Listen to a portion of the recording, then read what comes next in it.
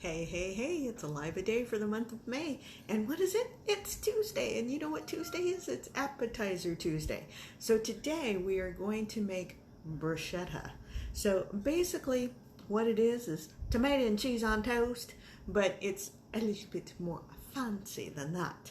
So what we're going to need is we're going to need a tomato. We are going to need a loaf of bread. I have cut it up into rounds so we can get them to start toasting. I have the oven on high, which is hot, broiling. So we got to keep an eye on them or we're going to have burned bread. Okay, then we're going to need a ball of mozzarella cheese. We're also going to need some garlic. Where'd my garlic go? We're going to need some garlic, and we're going to need some fresh basil.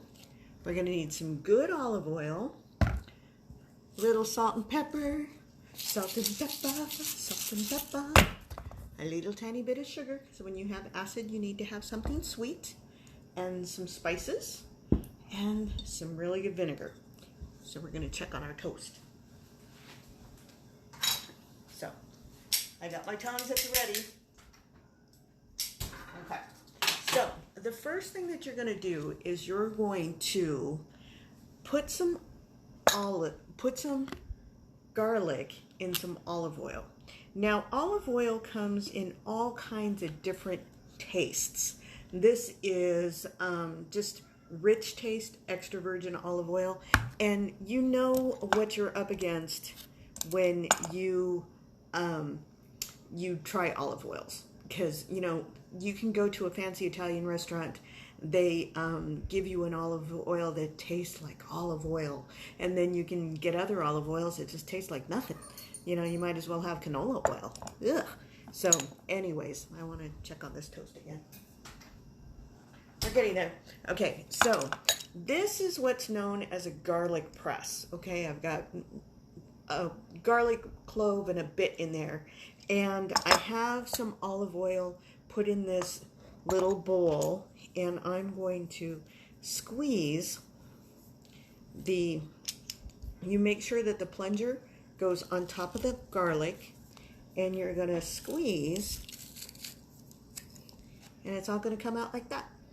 Then you slice it off and you put it in your olive oil. Okay. So that is going to start the infusion of flavors into the oil that you're going to be using to marinate the tomatoes and the mozzarella cheese, or a little ball of mozzarella. We're getting a little toasty. I'm going to flip them. I'm going to have to pull them out so I can flip them. Some of the guys in the back are getting nice and toasty. And the reason that you want your bread toasted is because if it's not toasted, it's going to turn into a really soft mess for your guests. So that's why you want it toasted. Oh! Clock interlude. Oh! Pulse the planets. Okay, so now I've got a bigger bowl, and I want it, oh, you know what, I need to lower you so you can see some things. Okay, so I'm bringing you down so you can see what's going on the cutting board. Okay, come with me. Okay, so now the way that you cut bread, let's see if we can get this a little bit better so you can see. All right, so the way that you cut bread so that it looks more bougie, remember this is our serrated bread knife. You're going to cut on an angle, and that makes a fancier looking slice. So I've cut on the angle, and I've added, you know, so I now have a few more slices of toast that I can add to the, so I can add those. Okay, so what I did was I took just a little bit of the olive oil and I just poked it on the bread. Just a little bit. Don't have to do both sides, just one. So all that flavored oil is on the toast, and I'm going to throw these in with the rest of the toast. Oh, we're getting toasty. Okay, so we just need to keep an eye on it. Now, the next thing we're going to do is we're going to take our big bowl. We're going to take our garlic infused olive oil, and we're going to put that in the bowl. The next thing that we're going to do is we're going to cut up our tomato. Now, what we're going to do is the same thing that we did before. We're going to cut the tomato. We're going to cut the end off. We're going to cut it in half. And then we're going to cut this into D's.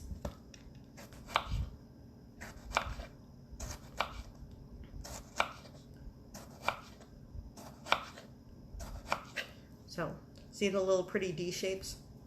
Okay. So depending on what kind of bread you find, bruschetta is traditionally done on a baguette, which is a very, very thin, long loaf of bread.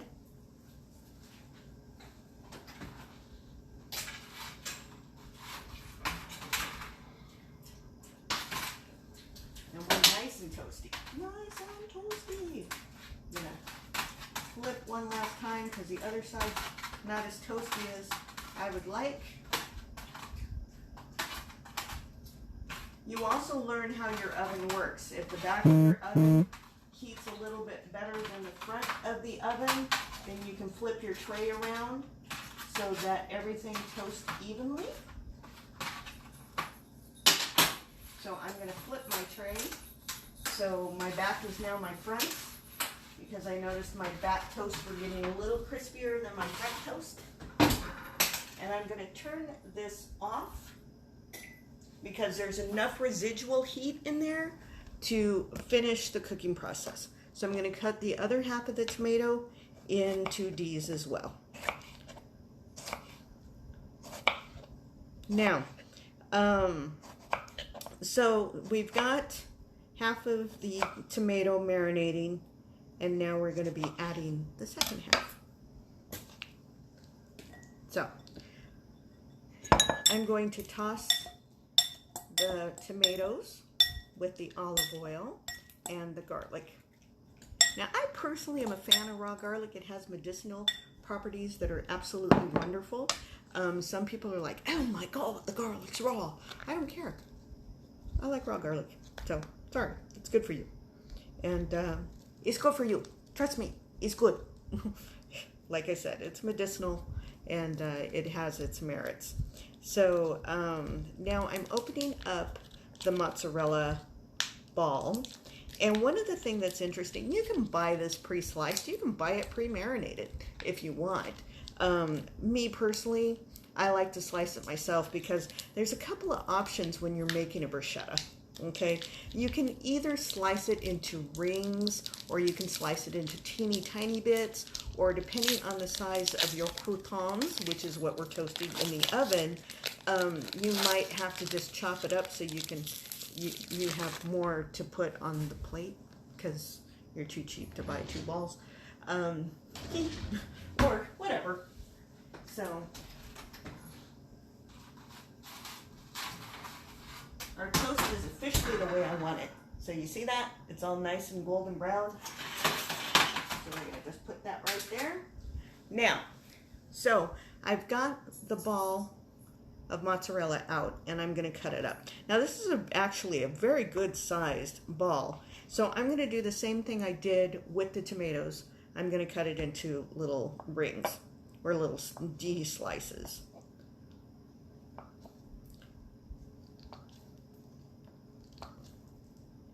And you know, you can do this all kinds of ways. You can actually lay the tomatoes and the cheese out, kind of like a coochie board. You know, I don't know how to say coucherie. What's it? You know what I'm saying? It's all adult Lunchables that everybody's into right now. Yeah, you know, you can lay it out like that. Or you can just throw it in there with the tomatoes. And I'm going to slice up the rest of the D's. Get this, you know, and like I said, you can buy this pre-sliced. You can, you know, you can buy it pre-sliced. You can buy it pre-marinated. You can do all kinds of stuff with this. It's a very versatile recipe. So I'm tossing the cheese and the olive oil and the garlic and the tomatoes. So the next thing we're going to do is we're going to add the spices. Now, I need to wash my hands real quick.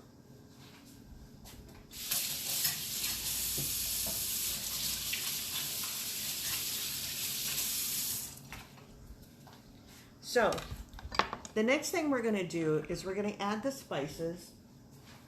And the first thing that I like to do is just a little salt and pepper. You don't need a lot of salt. 1, 2, 3, 4. Pepper. About 3 or 4. You want to get a good little, you know, little specklage going on there. I personally love Trader Joe's 21 Seasoning Salute. Goes beautifully on everything. It has a nice herbal mix. Has a nice variety of flavors to it. Got a little bit of garlic, got a little bit of onion. It's got 21 seasonings. How could you go wrong? And then also I've got this stuff I got to use up, which is the Trader Joe's Sofrito Seasoning Blend, which is everything else that you love. So we're going to just throw a little handful of that in there. Now, the last and final ingredient, just a tiny, well, 2 ingredients. A couple of, just a little tiny bit of sugar. And that's just enough to offset the vinegar. So like we're talking that much. You don't need much more. Now granted, of course, we're going to test it. And if we need to adjust the flavorings, we will. Now for the vinegar, traditionally you're going to use a balsamic vinegar, which is a heavy reduced, kind of think of it as the port wine of vinegars. Okay. It's a little thicker. It's a lot more flavorful. It's got a lot going on. And I have this,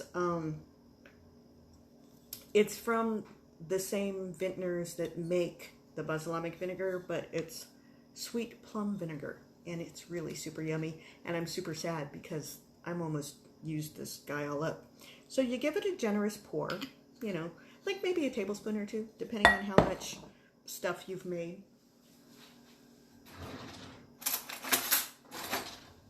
And you're going to give all that a toss. Now, ideally, you let this set and marinate until your guests arrive. Okay. And then you set it all up. So this is going to need just a tiny bit more olive oil. I can tell right now. So I'm going to just give a little more olive oil. I'm going to let that set aside. And we're going to get a platter, and we're going to start plating this puppy up. So let me clear some of these dishes, and I'll be right back.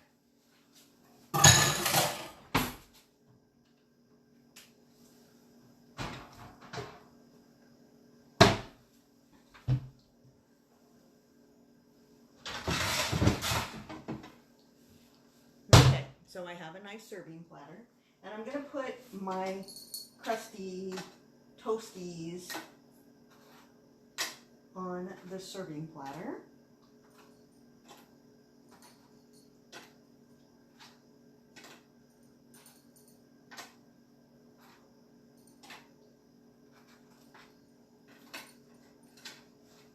And I have more than my platter will hold, but hey, round 2. Okay, so I'm going to move you down again, just so you can see what I'm doing. So hold on, let's see if we can get a slightly better angle here. Can you see? All right, let me see, a little bit farther back. There we go. All right, good. All right, you can see what I'm doing here. All right, so the first thing that you're gonna do is you're gonna get some of that lovely olive oil mix. Actually, the first thing you're going to do is taste it. Kind of bland. With a little more salt. The not enough vinegar. So I'm just going to do a little more vinegar. Yeah. That's more like it. All right. So there's enough vinegar and oil, etc. on each one of these. So you take a slice of cheese and you put it on your slice of toast.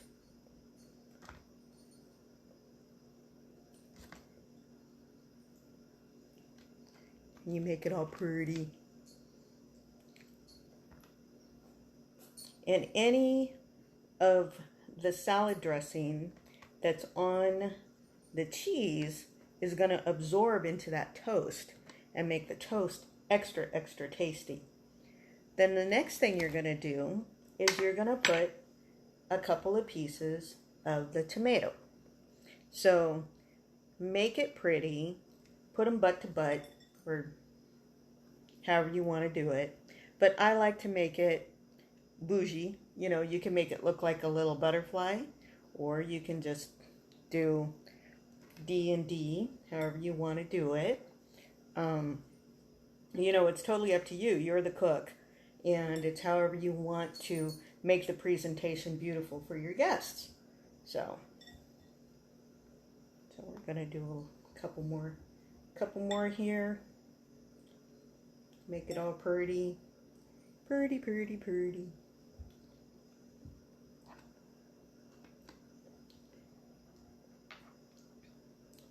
And if you run out of tomato, you run out of tomato. Looks like I was short one piece of tomato. Wow. Okay. So, excuse me while I go wash my hands, and then we'll do the finishing touch.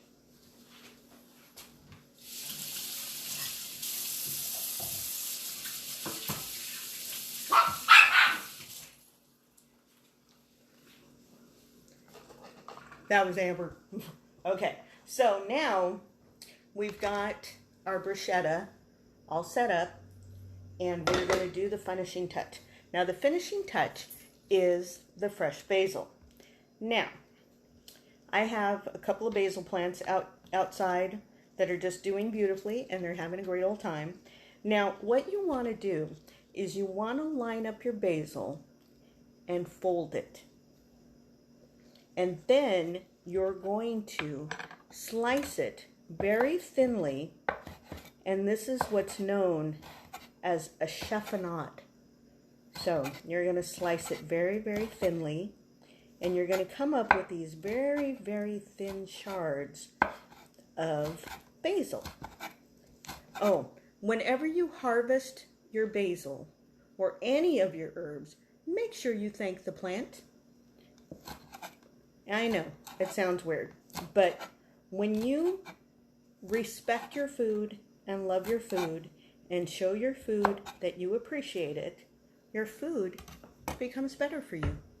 So, always say thank you when you cut your herbs. I always do. Okay, I sound kind of crazy, but okay.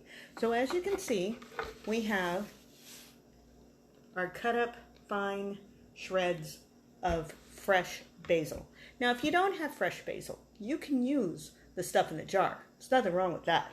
Okay, so what you're going to do is you're going to just sprinkle these on top and just add your little chiffonade of basil. And what ends up happening is that that little bit of bright, beautiful freshness just makes these bruschettas sing. And so that's it. Appetizer Tuesday, how to make bruschetta. I hope you learned something, and I hope you've been enjoying these live-a-days for the month of May. I know I've been having a good time. So anyways, as always, don't forget, I love you. Keep watching. Alrighty, we'll talk to you later. Bye-bye.